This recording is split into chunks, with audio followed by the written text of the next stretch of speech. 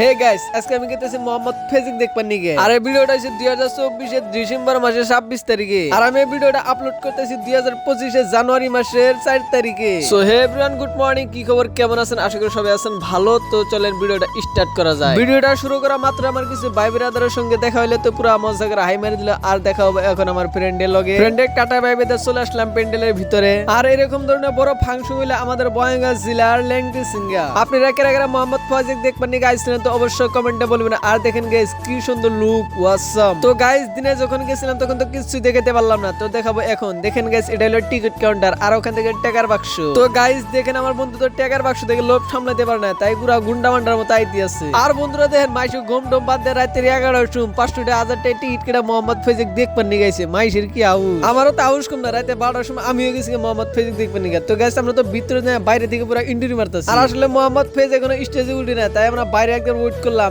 উঠ করার পর দিকে পুরো লাইটের মিউজিক মারতেছে, তারপর উঠে দৌড় দিলাম। লাইটের মিউজিক দেওয়ার পর তো উঠে দৌড় দিলাম। তো গাইস আসলে আমার কাছে পয়সা নেই, ডুকমুকি বগিরে। আর গাইস দেখে নো পার্কিং এ গাড়ি লুট করে বুঝাই গিয়ে হাল দিছি। এরপরে বান্দর বলা হানের কাম দেখেন গাইস, একদম পুরো গাছের উপরে উঠে দেখতেছি নাকি মানুষ নাকি বান্দর। সবাইকে টাটা, বাই বাই।